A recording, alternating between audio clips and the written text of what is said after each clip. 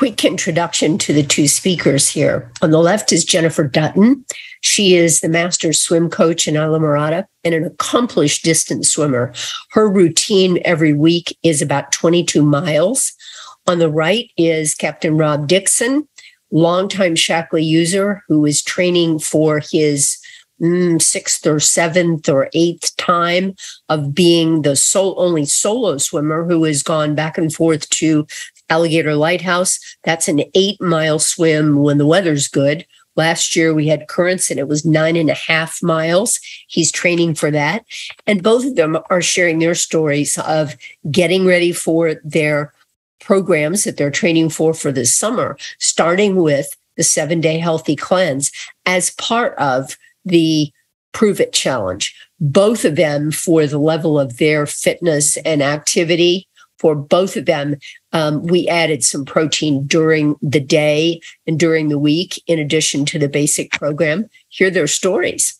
Good morning, everyone. We have serious, wonderful swimmers, and these guys have just had some experience with spending a week doing some healthy cleanse. Any comments from you guys, Captain Rob and Lady Jen? I would say it's a game changer for me every time I do it. Jen's first time was this week, but I've done it four times, and it really turned my life around. When you told me about it, and I ended up doing it the first time, I lost 15 pounds in that week just on following the diet, the fruits and veg, and taking the supplements. And it's a great reset for the body and the mind. A lot of it's the mind, because after you're done, you don't crave the carbs and the stuff that's not so good for us and the stuff that does tend to put on weight. So after I do it or during it, I'm always more energetic and more clear-minded, and sleep better, and there's just a lot of benefits to it. What was your first experience the first time last week? I think the first couple of days were definitely different. I think I kind of felt the lack of maybe carbs, but and a little bit of protein, but and so a little jittery, but not unpleasant. Those first couple of mornings were a little jittery, but I settled in, and it actually was very interesting. Like mentally, like Rob said, it's kind of reprogrammed how the cravings work and what you crave and what I wish, what I kind of wish to eat, or changed kind of things, what I'm looking for. So, or being more mindful of it. You talk about being uncomfortable this first couple of days, but you swim a little bit more than most people. Yeah, Jen, you want to say something? Say something about your daily routine and your profession. Close to a couple hours a day. So I did take that back a little bit during this past week. I took that back to more like probably an hour and 40 minutes of swim per day. So that's a good amount of calories. So I did find I needed to put in once I figured by day 3 or so, I put in a protein at night, maybe day 2, put in a protein at night, a piece of fish, nothing done to it, but a piece of fish. And that really helped even it out for me. That was crucial. I don't think I could have done it without just, without entering some sort of danger, or just shutting down, just really basically not being able to do what I needed to do in terms of getting my training in. You swim about, what, 15 miles a week? A little more than that, maybe?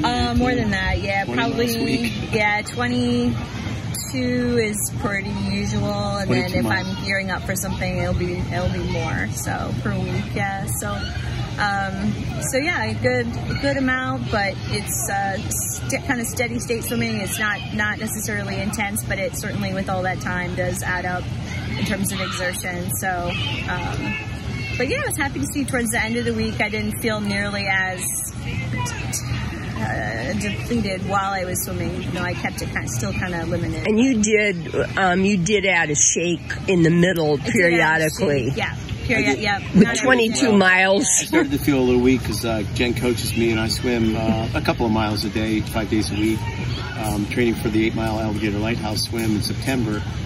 So I'm about to ramp that up. But after about the 3rd day, I had to add a protein shake as well. So if you're not doing heavy exertion and stuff, I follow the rules to the T. But if you're, as Carolyn kind of suggested, if you're doing a high-end kind of an athletic performance most days, then you need to add a little something to get you through. But it certainly didn't affect the outcome, as we said. It's, you know, like I said, I was down 13 pounds as of yesterday for the week, and every time I've done it, I keep it off for quite a while, you know, several months, and then you kind of start to, your brain might go back the other way a little bit, and then I reset every 6 months. I do it every 6 months. And you said it's not just the weight, but you also end up feeling different. Much better, you know. I'm not carrying a bowling ball around anymore, so that's something to think about. But you're more clear-minded. It seems like I have a lot more energy. Just, you know, feel like I can do anything. There's a lot of benefits to it, for sure. And now you guys start on the regular daily program. Yes, a shake, which I had this morning before my swim, and the Vitalizer strip, and that really keeps you on track and gives you everything you need. Because it's hard to get everything you need from our diets these days, and what's even available. You know, the nutrients that are in the vegetables and the fruits and everything is a little bit diminished. So you gotta supplement, I feel, and the after workout products have helped as well. So doing it all. Well, you guys are great examples. Thanks for everything. Go have a fabulous day. Thank you for getting us on track. We appreciate it. Hey, you're our mentors and role models. Thanks, guys. All right.